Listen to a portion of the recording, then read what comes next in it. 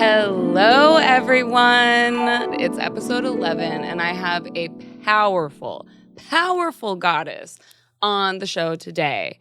Let me introduce her. She is a sex-positive victims' rights activist. You don't want to mess with her. She's protecting us. She is talking to all the older men out there and educating them on what we need. And she is also the director of client relations at Goldberg Law Firm. You guys may have heard of Carrie Goldberg, and we will get into that in a minute. But for now, everyone, please welcome Miss NORMA BUSTER.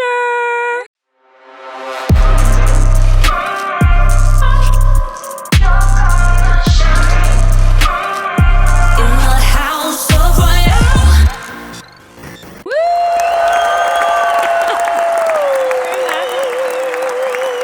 Excited to be here. I am so excited to have you. Oh my goodness. And didn't you fly in from somewhere? I forget. Yeah, so I live in New York. Yes. And my parents live out here, so I was so excited that we could finally meet in person. I know. Shout out New York. I haven't been there in a minute. Gotta come by. Yes. We have so much to talk about, and a lot of my girlfriends were aware that you were coming on the show today. So I have questions from them. Okay. And I just want all of the women out there to know that these topics are so heavy, and it takes people like Norma and Carrie and the whole crew over there in New York to show us that we can talk about these things out loud and not feel embarrassed or ashamed. And I think a lot of people don't realize how popular and public these conversations are becoming. Mm-hmm. Yeah, I mean, it doesn't always have to be so heavy, although it is. It's trauma, but we all go through it, unfortunately. And so, like, how do we turn it into something powerful? How do we make it into some change? Exactly. Not to jump the gun, but I really want to talk about the White House for a second. That is so cool. I was on Twitter and I'm like, Norma is literally at the White House right now. Yeah. I'm freaking out. I was like, is she passing a bill? What is it? So can you explain what was happening? Explain. So I found out about it like a week before, so it was like all very last minute, but very exciting. So I was in DC for the official launch of the Reclaim Coalition to End Image-Based Sexual Violence. And so that's a global coalition, the first of its kind. So I represent myself as a survivor, and I represent our law firm. And so that's why I was in DC. But then the White House Task Force to End Online Abuse and Harassment, I think that's what it's called. They were hosting a listening session at the White House. And so they invited me as well as some of my colleagues and our clients at our firm. Matthew Herrick, Leah Juliet is another great activist, Andrea Powell, who leads the coalition.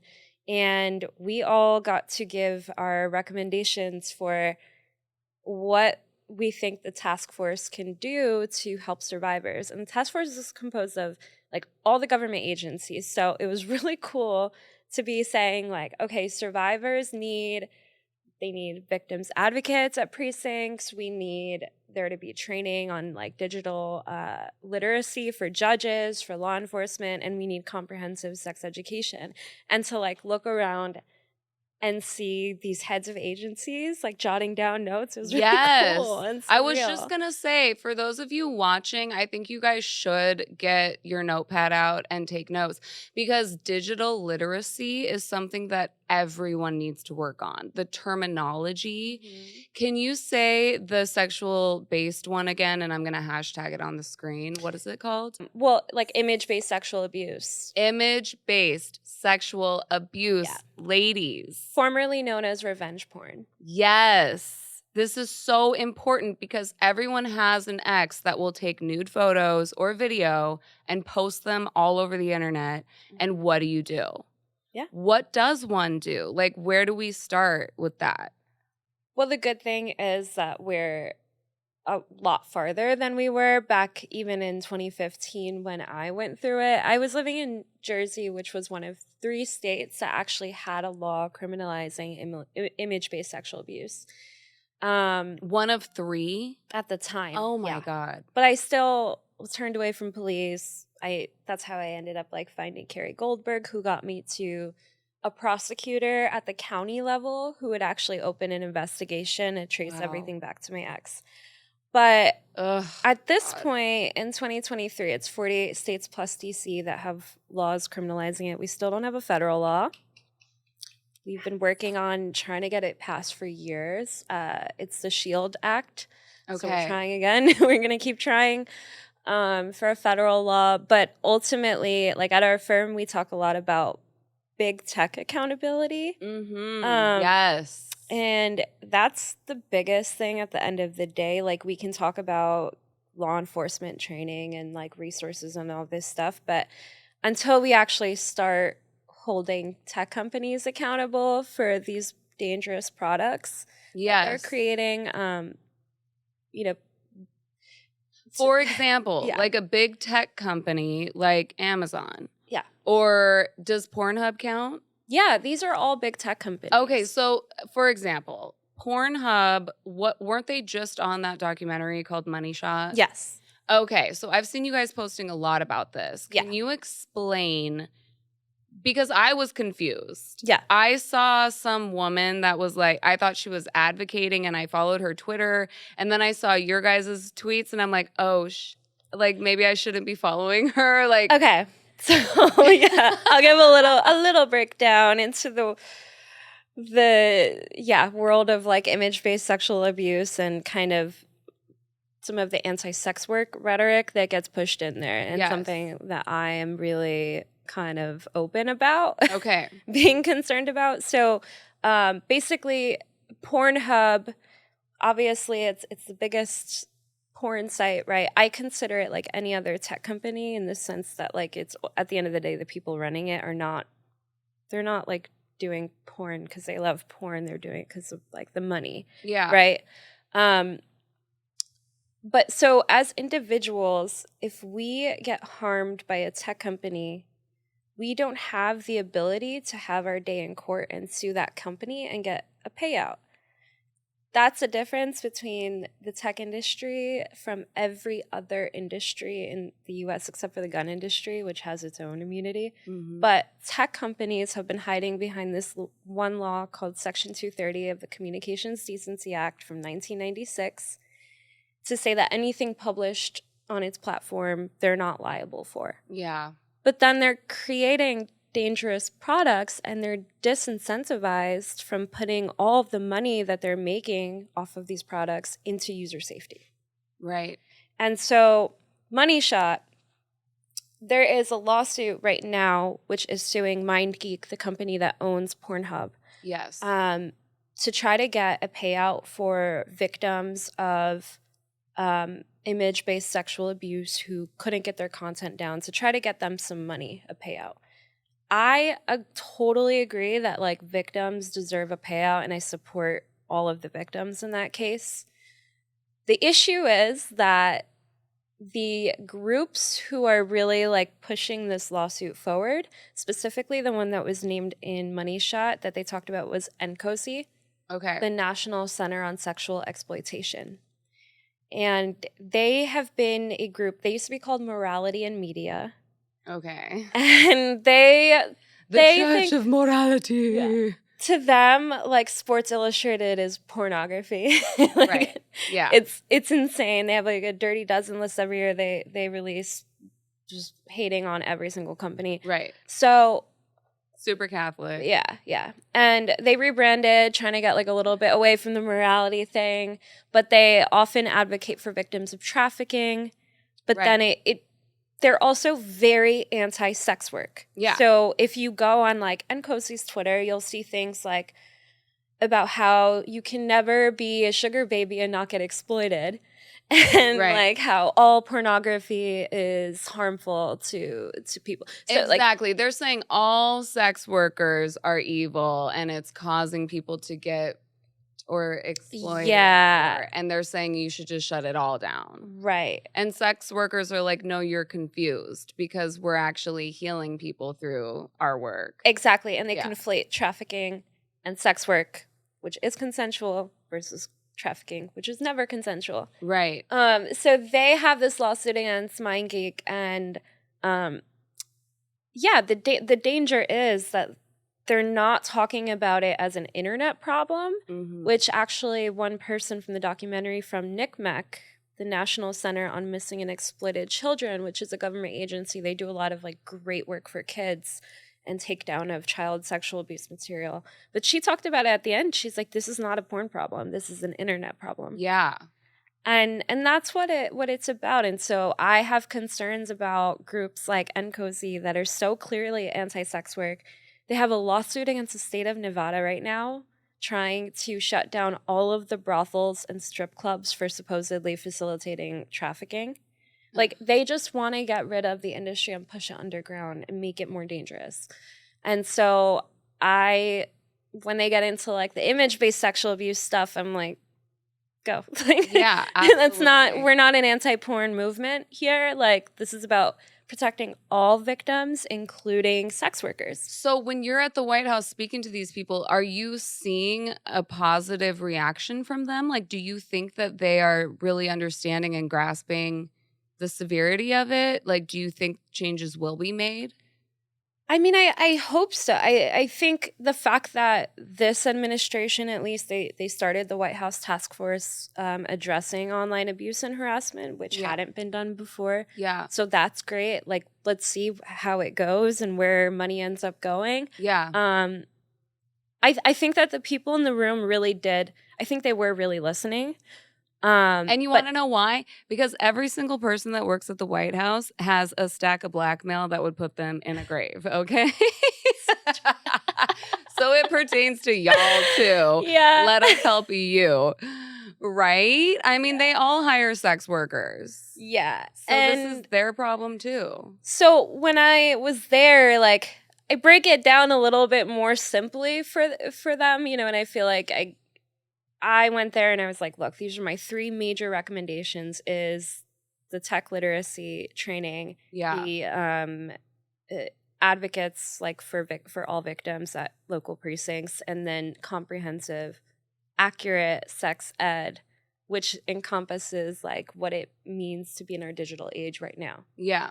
And then I was like, we can do all these things, but at the end of the day, like, big tech is the one where we need to go after. And so I think, I admitted, I was like, I know that this meeting right now is not focused on legislation. We're not passing a law here, but I think you need to know that survivors need this. Yes, absolutely. Also, really quick, I'll insert the artwork for Carrie's book right here because I know a lot of girls just need to read about this. Yeah. They need as much information as possible. So I'm going to put her book up here really quick. Please listen to it on Audible or purchase the hardcover. And then also Norma's podcast, Oral Arguments, has so much information on all of these topics. I just got chills. Like, it's just exactly what women need to hear because this happens to you and day one, your heart drops and you're like, my whole life is over. And you have nowhere to turn to. You have no one to tell. And it's like, these are the women you need to speak to or read their books, listen to their information to get help, you guys, because it is getting a little bit better. And as long as you have a game plan, it's like stay calm, one step at a time, and you can take this person down and you can get your power back and your dignity back. Definitely. One thing I will say is screenshot everything. Screenshot everything. Yes, Yeah. Absolutely. Save your evidence, tell somebody, tell people in your life what's going on. Make sure you have a support system. Make sure you're also like your information. Be careful with what you're posting online. Yeah. Like, I mean, I won't even tag a place I'm at, photo until I actually physically leave that place because I know that people could figure out where I can't have people figuring out where I am. Yeah. Yeah, and I mean, shout out to WTF Media Studios. I love this studio so much. But I think about that too. I'm like telling everyone we're filming. And I'm like, maybe I shouldn't even. But you know what it is? Like, I do events and I post it publicly, and like anybody can show up if you're in New York. Right. So what are you gonna do? Like, you can't live in secrecy, like just hiding from the world. Like, I'm still gonna live my life, but I'm gonna be a little cautious and like avoid when I can posting my location. Yeah. I think they need to make an app for like digital hologram bodyguards, and we can just press a button and like a big bodyguard shows up and someone gets like tasered or something. I don't know. That'd be amazing. I wish I could have brought my pepper spray from New York. Yeah, I have a big pink taser. Nice. But I'm scared of it though. Like, you know, it takes practice being a badass bitch. Like, I need to get one next. Yes, definitely.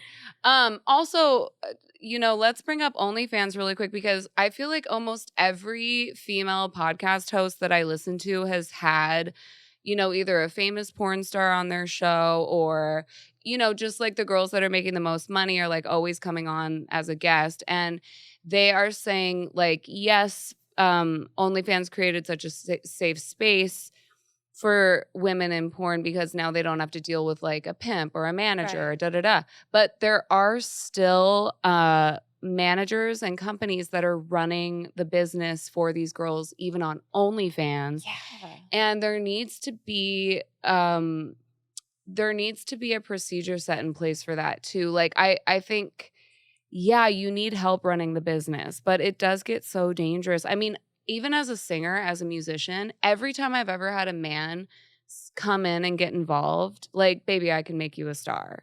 Or like, you know, but, or even if they're like super legit and they seem like my friend, it's like 6 months in, it gets dangerous and fucking weird, and they want to own you, and it gets dangerous. I feel like I don't want to work with men anymore because of that. Yeah. So I feel like there needs to be like a help center or something that you can report people to. Like, does OnlyFans have that? Well, I'm not on OnlyFans yet. Okay. Yeah, I saw you tweet about that too. Yeah, like, news will be coming. Okay.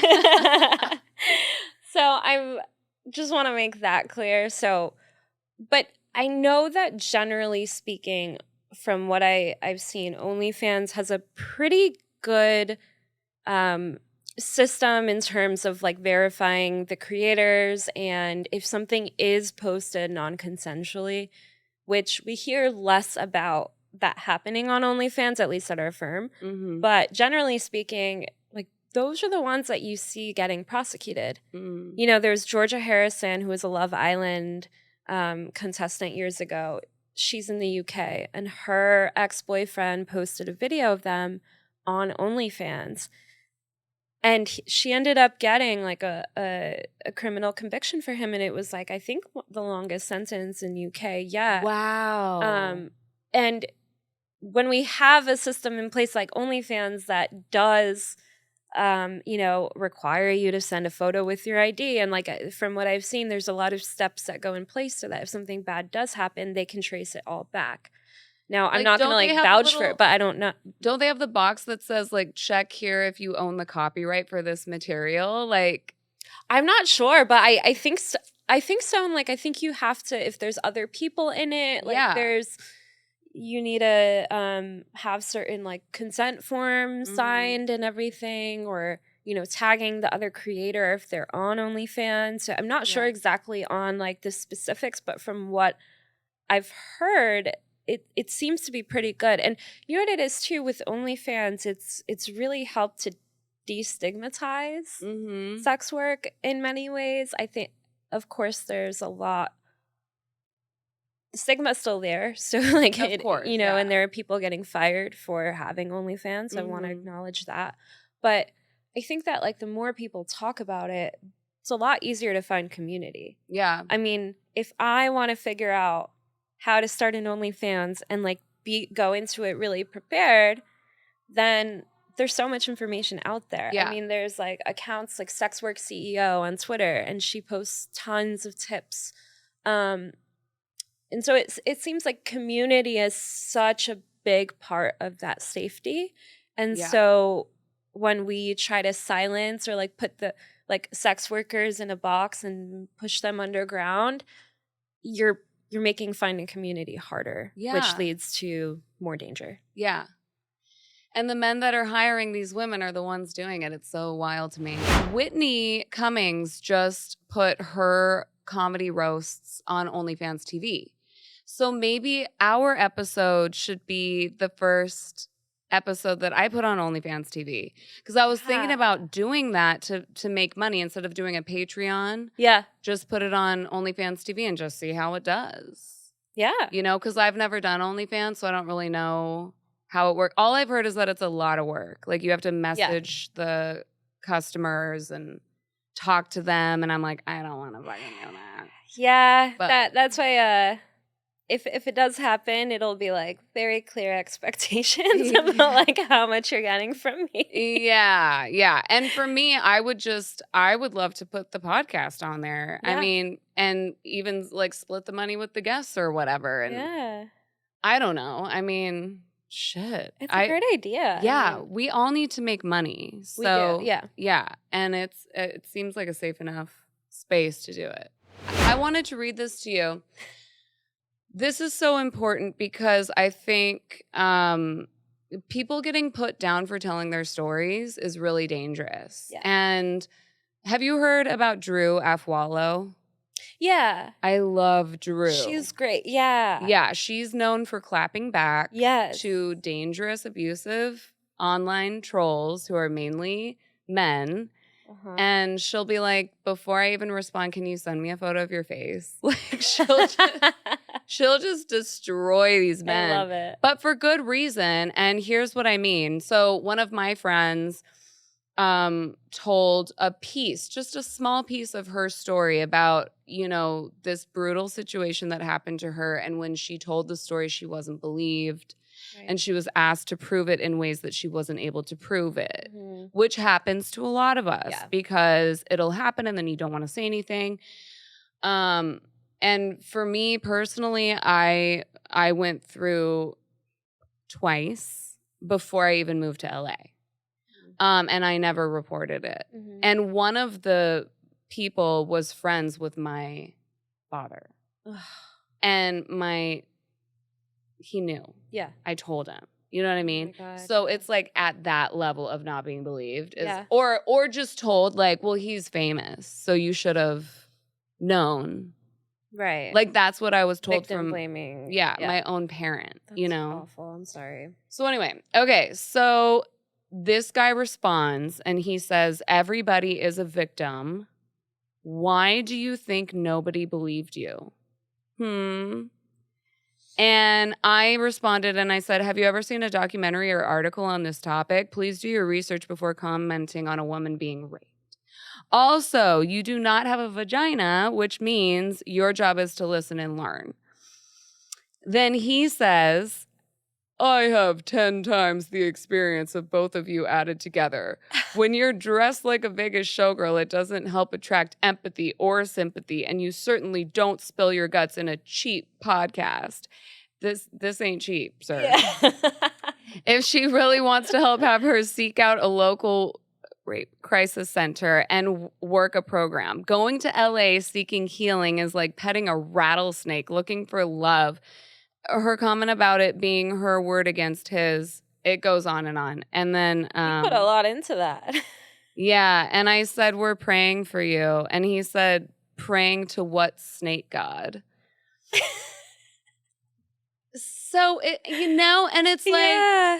for her and Yeah. I, we can laugh because, you know, Right. we've been through this a lot and it's like you have the experience and we all know don't read the comments. Yeah. Like we're now in a generation where everyone is like prepared for these crazy trolls. Oh yeah. I have them too. Yeah, and another thing that I would like to bring up is he said, quote, dress like a Vegas showgirl. Sir, we can wear whatever outfit we choose and still be taken seriously. Yeah. And that is a huge problem still. Oh yeah. Hair, makeup, clothing, boobs, ass, all of it. whatever ethnicity you are, there's so many issues with women looking a certain way. And I'm just like, like, how far away are we from? Like, there's another attorney I follow, and she wears all pink, and all of her staff wears all pink. And she's like, and we win every case. So, like, come for me. Yeah, and that's why I talk about being a sex positive victims' rights advocate. And it's like, I love talking about the work that I do at our law firm. And also, I love to do it in, like, a sexy dress. Yes, you know? Exactly. Like, I love to embrace all of those different parts of me. And I know that there are people that are going to try to reduce me to just what I'm wearing, just how I'm presenting myself, what they think about me based off of my appearance. And that's fine. Like, I think it's kind of fun if I can, like, walk into a party and people have no idea what's about to come out of my mouth. You know? Yeah, it's wild how men will be like, wow, I never thought we would be having this conversation. It's like, dude, women are geniuses. Get with the program. Yeah, it's crazy. It's not normalized yet, but that's okay. You know, we're on the journey. It's happening. Yeah, and I've realized, like, it's kind of fun to be that person that, like, surprises them. And, like, unfortunately, I think I've become a little bit desensitized to it in a good way. Like, you build the thicker skin, right? Yeah. But I'm like, I don't know if I can curse on here, but F it. You can, okay, fuck it. Yeah, fuck it. Fuck it. Like, fuck it. Like, I'm going to do whatever I want. And if I decide to go on OnlyFans and then people have a judgment about me based off of that, it's fine, because I'm going to continue talking about all the work I'm doing at the law firm, and it doesn't take away from any of it. Yeah. And so if I can show that to people in my own way, then great. I want to talk about my personal reaction to a male radio host. I just did a radio interview like a couple mornings ago, because I just released a new song. It's called Stupid Girl, if you guys want to stream it and watch the music video. I listened to it. It's so good. Oh, thank you. But, you know, so I'm talking to this guy, and initially we got in an argument because he tweeted about me and he put my name next to a porn star's name. But in the video, he was talking about STDs. And I'm like, do you hate women? Because I'm like, you think that you're promoting my podcast right now, but what you're doing is you're curating an image for me based on who you think I am. Right. And I'm like, that's really fucked up. Like, I would prefer you to just say, it's Rachele, she has a podcast, it's for empowering women and men telling their stories. You don't put my name next to, like, oh, wow, I heard she caught some STD on da-da-da-da-da. What was his he was just, like, putting these two things together, like, that had no... Well, once we spoke on the phone, I mean, I was so angry that I got his phone number. Yeah. And I made him call me. Yeah. And he's like, no, I know this porn star. I'm friends with her. And he's like, I thought that you were going to love this, because I was, like, promoting you and da-da-da. And I'm like, yeah, you don't get it. Because, like, what you did, it literally made my blood boil, and it made my heart dropped, because I thought, is he talking about me? Right. And that is confusing to the audience. Yeah. So then he apologized profusely and tried to make up for it. But then when he put me on his show, he said he was talking about his opinion of my show and the content, and how it should be on VH1. And I'm like, look, I don't have an issue with VH1, but here's what we're doing again, is you're curating my brand you're painting it to be this, like, raunchy, like, rock and roll, like, dirty, whatever the hell you think this is. I'm like, we could put my show on Disney if we took the swear words out. Yeah. Like, this is just women, and it's journalism. Right. And he can't see it like that. He wants to paint a picture of this over-sexualized, raunchy, and it's like, yeah, if it was 2002, I would roll with that image, and I would sign whatever contract came my way, and I would totally be like, sure, I'll be that girl. Right. And just be crazy. But it's like a character, right? And, like, we don't have to do that anymore. And that's the whole thing with podcasting, is that you can... Sometimes the conversations do get raunchy, but like most of the time we're just, like, talking about life. Yeah. But the difference is that we aren't stigmatizing it. Right. It's like all the movies from Y2K, like American Pie, we were painting women as the slut or the whore. Yeah. And now it's like, no, we're mom. Like, we're educating you guys, and we're allowed to be sexual. Yeah. And we're allowed to be exotic dancers and porn stars and naked, but also be geniuses. Yeah. I love being a slut. Yes.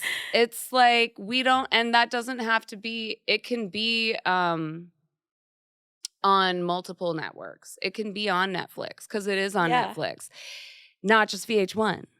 Not just MTV, VH1, like Dirty Girls, like whatever he thought. Yeah, it's all the streaming sites. Like, Yes. Yeah, all of them. Yeah. And I just want to really make sure that you girls understand that there are so many platforms out there for you guys to go to feel better, because right now today, as you're watching this, I know there's so many girls out there that are like ashamed and embarrassed and have parents that don't approve of who you're dating or what you're doing, and it's like, I'm sorry that you're surrounded by people that aren't accepting you for who you are, but like, it's all changing. Yeah. And it's what I always say, that shame is not ours to carry as a survivor. It's for the offender, the person who did that, to carry. And like, they want you to stay in silence. The point is to shame you into silence so that they keep getting away with it, and you keep thinking that you did something to deserve it, and you didn't. Yeah. And as soon as you start speaking that out loud and hearing it from other people, like even just hearing one other person say, hey, it's not your fault, like that makes the world of a difference. Yeah. And it's really powerful. This is spicy and juicy, and I would like to touch on this for a second. You have publicly talked about your dating life.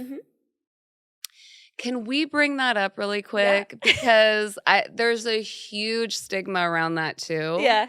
Yeah. And when you talk about dating couples, I think there's a lot of unhappy marriages. There's a lot of couples that are struggling with monogamy. So I don't know. I'll just leave it at that if you want to get into that. Okay. So I will say that bringing a third in it's probably not going to solve your relationship problems.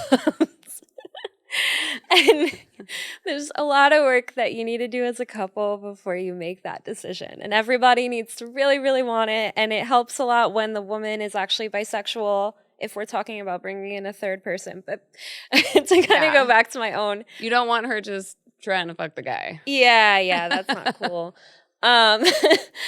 But basically, I had written an article about how non-monogamy has helped me heal as a survivor of stalking and image-based sexual abuse. Because when I went through it with my ex, and like, if you want to hear the full story, like you can check it out on my website, like anywhere, my social media, to hear that story. But I was 19 years old.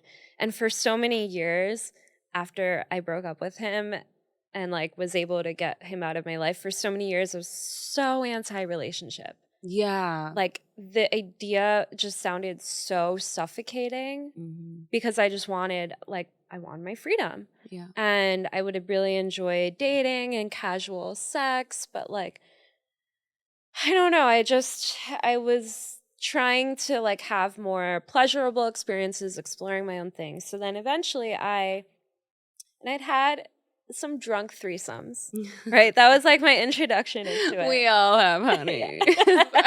We all have. Who Danny, hasn't? have you? Oh, Not yet. Okay, we gotta hook it up for Danny. Yeah, mine was a very, very New Jersey story at like a down the shore house, and like everyone in the house knew what was happening.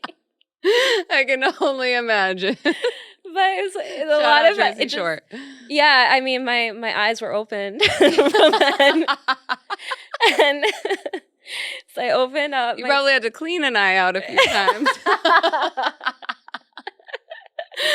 Oh, gentlemen, please don't aim towards our eyeball. God. No. Anywhere but there. Here, Yeah. just here. Boobs. Better. Yeah. So opened up my dating app to men and women and ended up matching with this one woman who had a boyfriend, and she was like, look, we play together separate, like if whatever you want. And she sent me a picture of him, and I'm like, yeah, I'll meet both of you. And so that was a lot of fun. And I ended up meeting 2 other couples that I'm still friends with all of them. Yeah. Some of them I see still, some of them I don't. And it just kind of allowed, because it started with something totally just sexual, right? And we also would just go out on dates. Like, it wasn't straight to sex. It was like, let's go. Like, they would want to take me out. Yeah. And like unicorn. yeah, I was being a unicorn. Yeah. I love it. Like, as a bisexual woman, when you're having sex with a man and another bisexual woman, it's like you get the best of both worlds, at least in my opinion. You guys Google unicorn. It's a term. It's what I was doing. Yeah. And then I found that as I kept getting to know these couples, like, we got closer and closer, and it made me connect with people in a different way, and I was able to see the way these different couples were structuring their relationship. Yeah.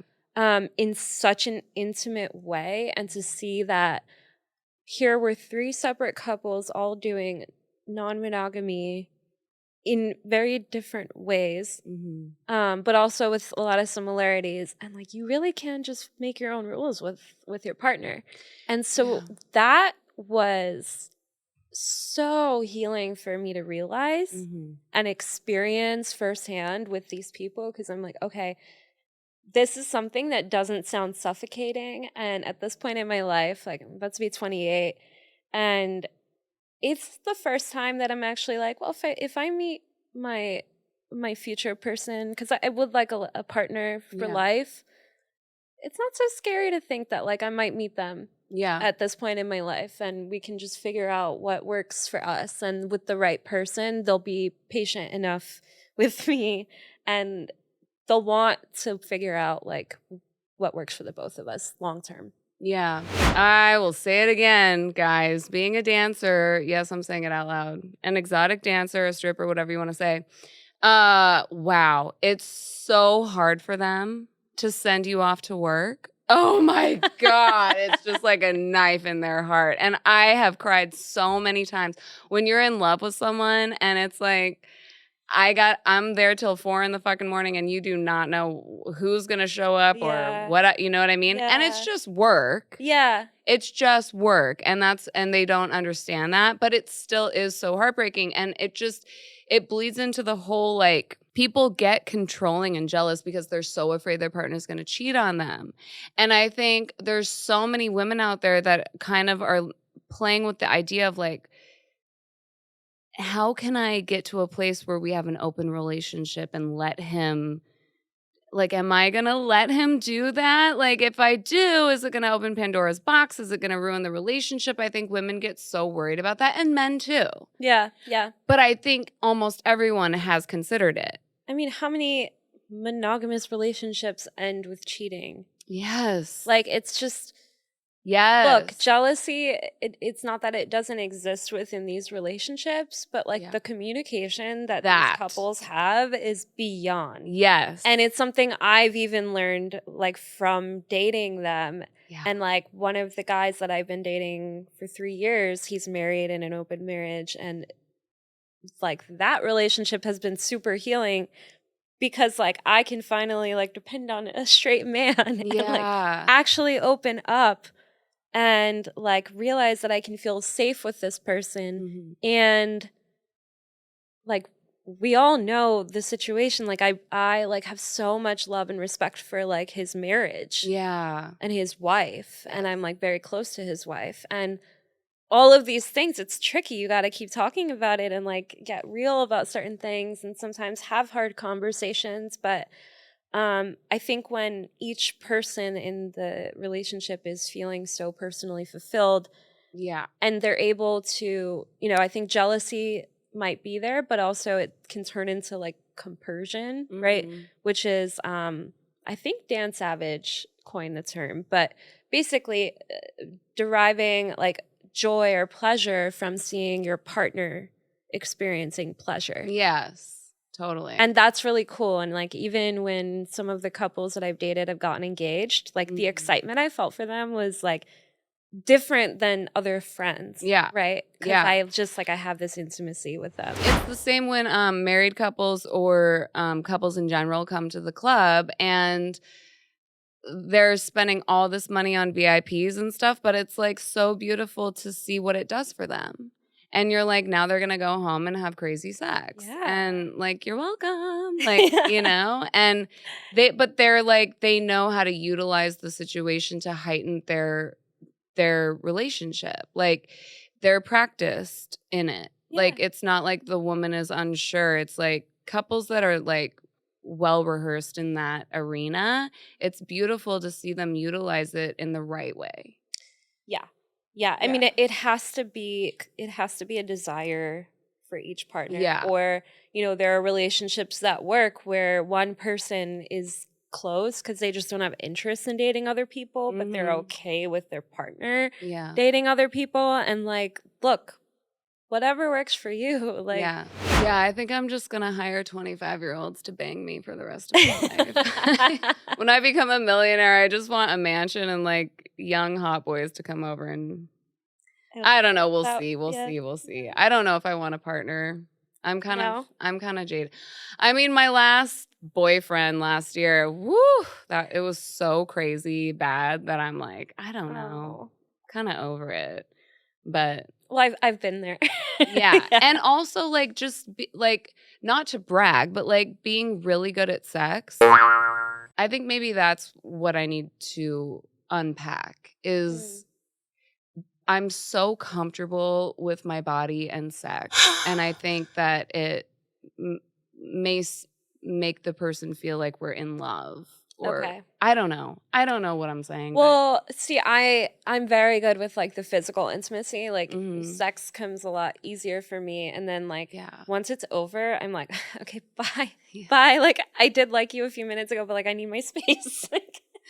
I mean, I have it in me. I have it in me to consider and be like, oh, I can consider dating this person and I like these qualities about them and like, can I see myself being their woman and loving them and da-da-da. But I think I just, I profile them and realize it's not enough. It's not it. They're not getting it. Like, I feel like they're always like my son. Yeah. Like, no matter. It's, like, it's funny because with the married guy, like I tell him about all the dates I go on and I'll be like, yeah, like, I don't know. I'm just like kind of losing interest. He's like, that seems to be a pattern for you.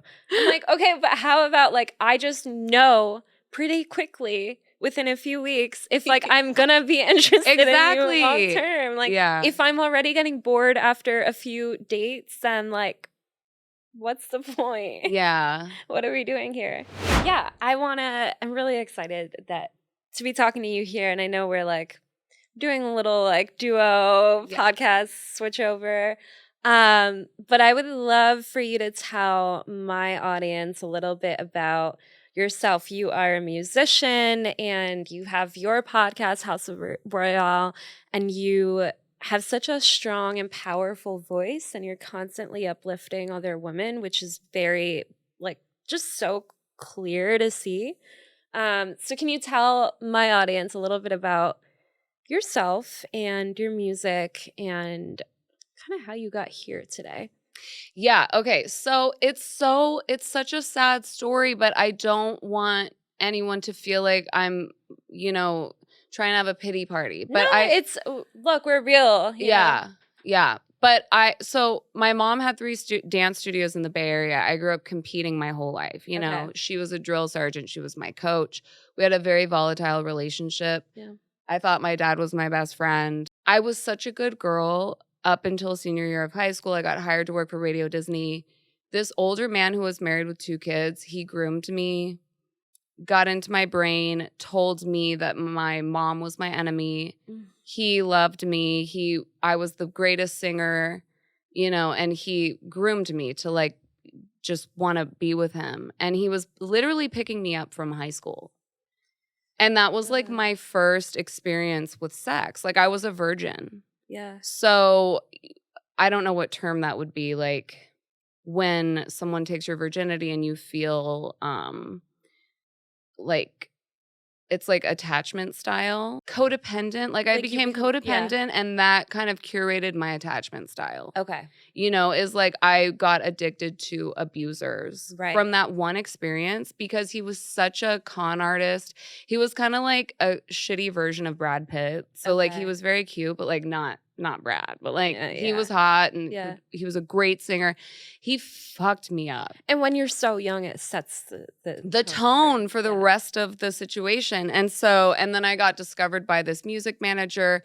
I left my parents because I was convinced they were my enemies and flew to Nashville and was living with this music manager. And he was putting me in little girls' clothes and doing weird shit to me. And so that was extremely traumatizing. So it was like, boom, boom. My first 2 experiences with sex were completely...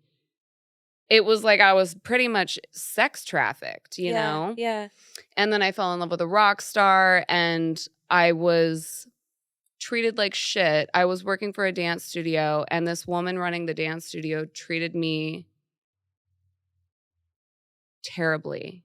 And I was having sex with her husband had a rock band and her husband's guitar player I was hooking up with. She made fun of me and put me down for having sex with him. So here we have this young girl who has just like sex, you know, and then of course that's how I became a stripper. But like moving back to where my parents were living, I was raped twice before I lost my mother to suicide. Oh my goodness. So that was literally my boot camp before moving to LA. Yeah. And it was the perfect storm for a girl who is now dissociating from sex and willing to deal with abusive men, to seek validation, to become successful. I really need you guys to understand, like, family members, friends, like you guys don't know this story, you know, like they really don't. And a lot of artists go through this shit and that's why they become artists. That's why some of the most successful, most talented people are the most fucked up people. Yeah. You know, because that's how we cope. That's how we...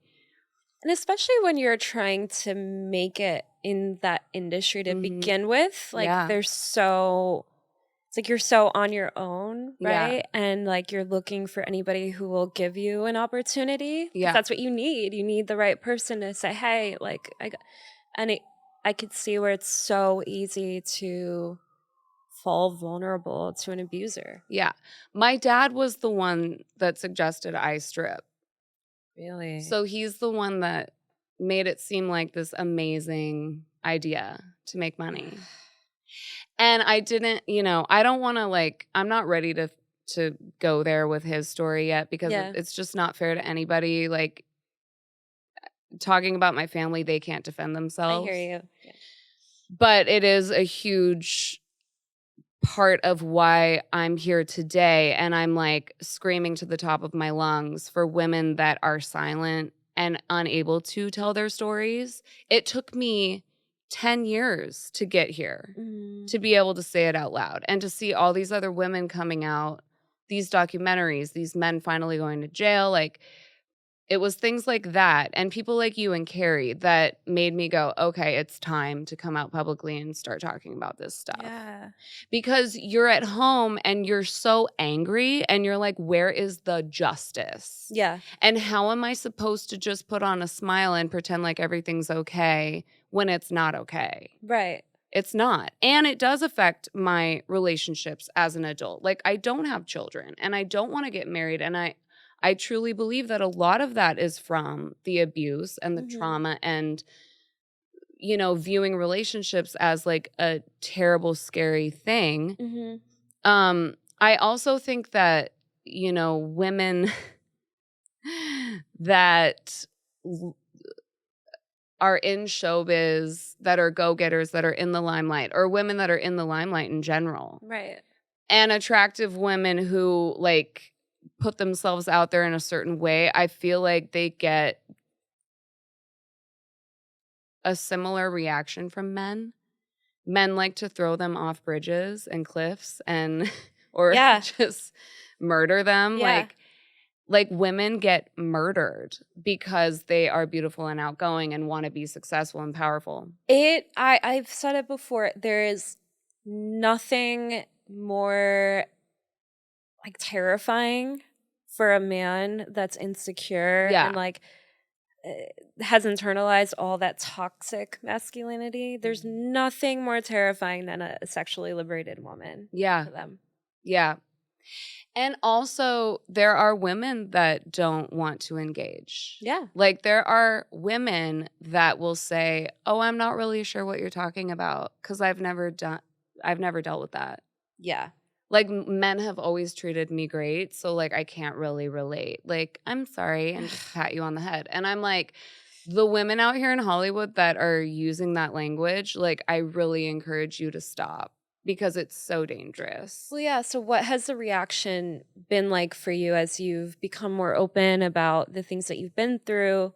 What has the reaction been like from colleagues or friends? Just last year, I was working with someone that was pretty up there on the food chain. They don't want to be a whistleblower. They don't want to ruffle feathers. Mm-hmm. They really don't. It's still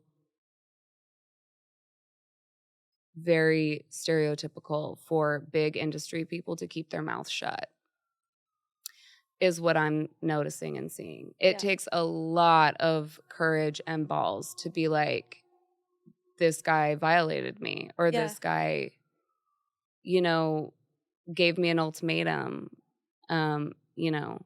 I don't know. I think it's very taboo still. Mm-hmm.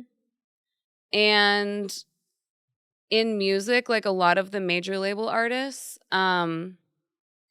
people write it off as a rumor.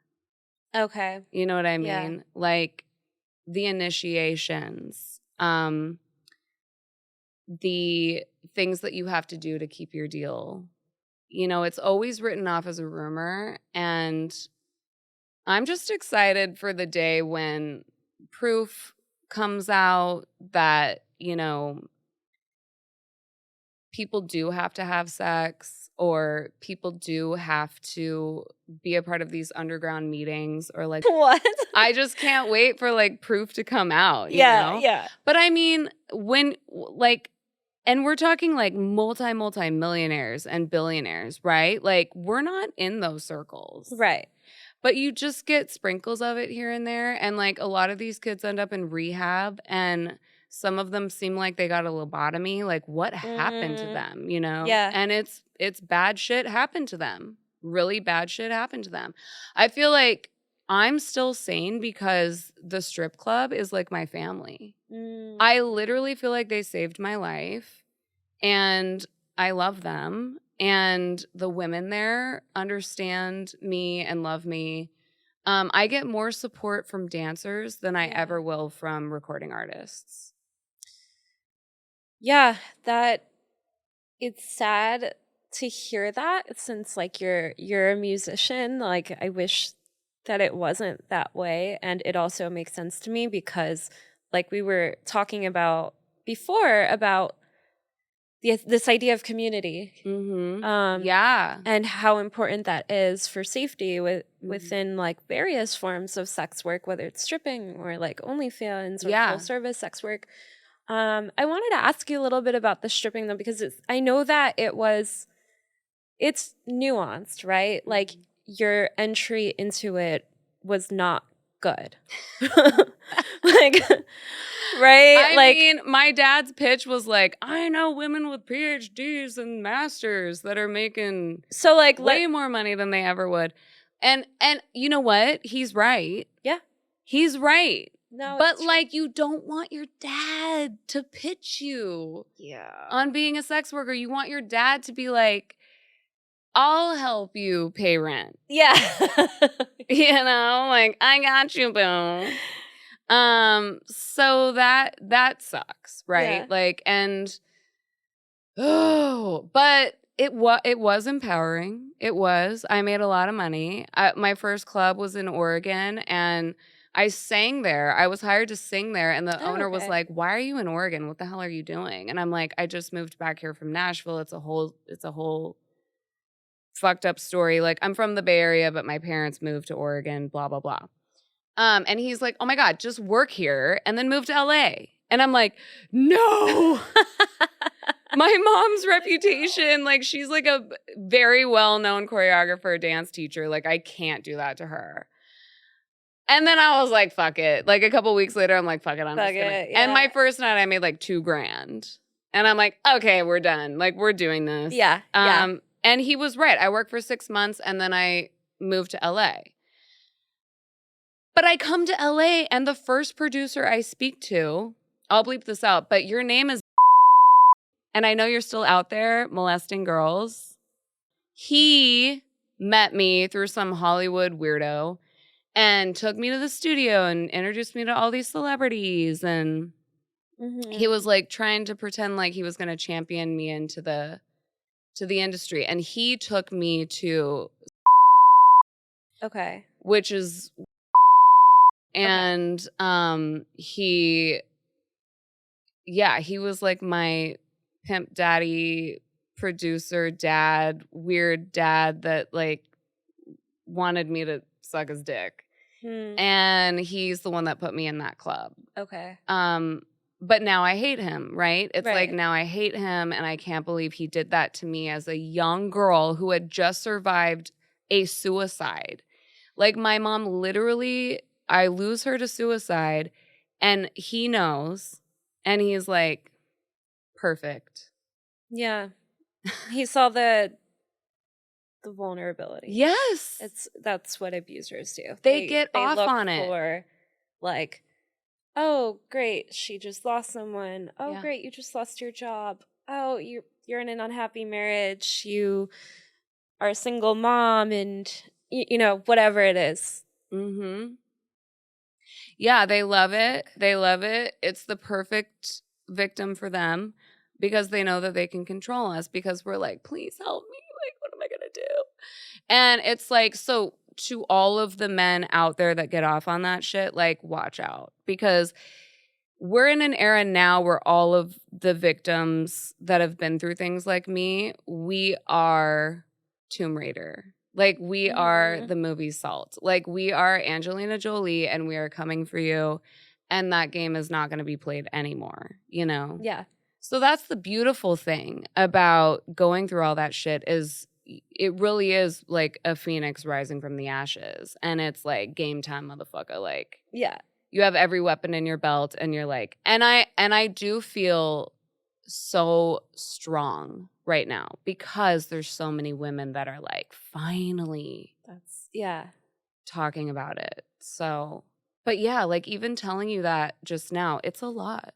It's a lot. And I can't believe, I don't know. I feel like my mom is my guardian angel. I quit drinking a long time ago. Like being sober is a big deal for me. Yeah. And I don't know. I want to fucking win. I want women to win. You know, I want justice and I want us to be able to enjoy life. Yeah, I think it's so powerful that you are sharing your story and from what you've been through to like even like talking about the stripping and like the parts of it that like were fucked up and then the parts of it that you got from it like that's why I love having these conversations because like let's just be real about like what was good, what was bad. Like we've all been through shit and like to just say it out loud and say like but I'm I'm strong now because I Mhm. know that like I'm not alone. Yeah. And it's like I said before, like abusers, they want to shame you into silence, and we're not doing Yeah. it anymore. Yeah, I would be so sad if I had to hide my sexuality and if I had to pretend to work a 9 to 5 and get married and have 3 kids and like cover my body every day and like be this respectful housewife. Like I Yeah. would die. I would die. Yeah. Like how depressing. Yeah. And I mean no hate towards Yeah. women that love that life. Like I know it's great for some Not for people, us. but I need to be naked. I need to Yeah. be having sex and like be a sex god and like be in my sexual power. Like it's some of us are just meant to be that. Yeah. And it's so powerful. Yeah, and I think it would be sad to like put water on that fire. Like I would feel like a Exactly. huge part of myself would just like be in a grave. What? Of course, I'm gonna ask you. What sign are you? Well, okay. Funny enough, I'm Capricorn, but I'm double Virgo. Okay. Okay. So the Capricorn in me is like work, make money, succeed. That's my moon sign. Yeah, and then my double Virgo is like, I'm alive, I'm wild, I'm fire, Yeah.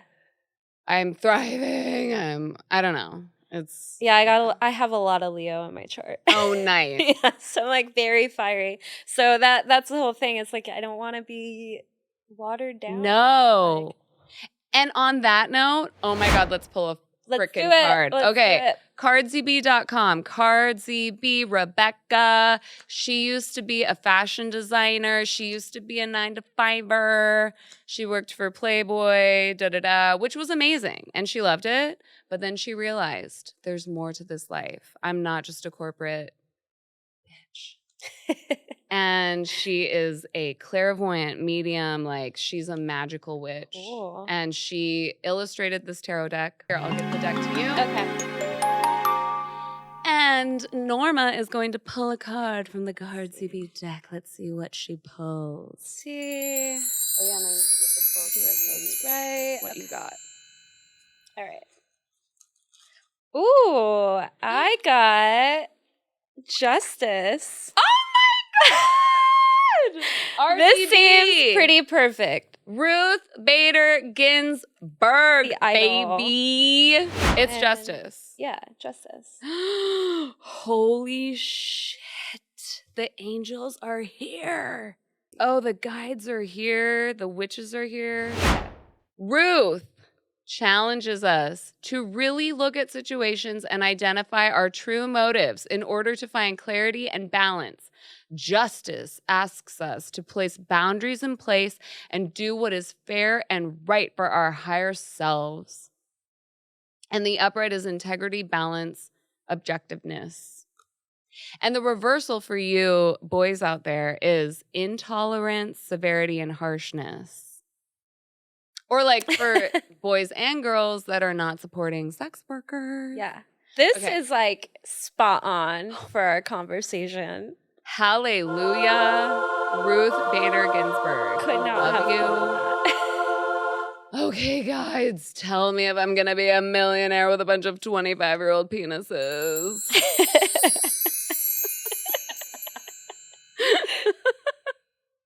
I hope I don't The get cards canceled say for it. that. Oh my God, weird. Okay, I know a lot of you guys don't know her, but her name is Ivy Levan. And she is a singer. And she's so amazing and so freaking hot.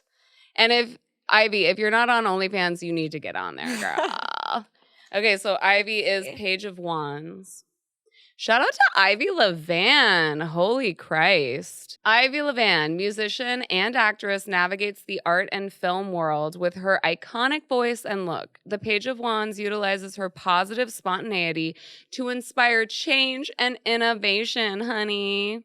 And the upright is enthusiasm, new beginnings, and good news. Ooh. $300 million. There you go. And 25-year-old penises. Yes. Oh my God. And it says youth and maidens. Maybe I'll have some maidens come to the mansion too. I definitely want my lesbian era. I do. How do you identify as straight or No, bi or I would say definitely bi. Okay. Don't come for me with your bi-curious, we hate bi-curious girls. Like, stop. I've hooked up with enough women to say I'm bi, okay? So. You don't have to hook up with any woman to But I say you're have. bi. But yeah. Yeah. Yeah. And there was a hot situation with a lesbian couple that I had one time. Oh, wow. See, that I've never done. Oh my God. It was so hot. They banged Wow. me with a huge dildo. It's amazing. Anyway, that's a perfect note to end the show on. Thank you so much for watching episode 11, you guys.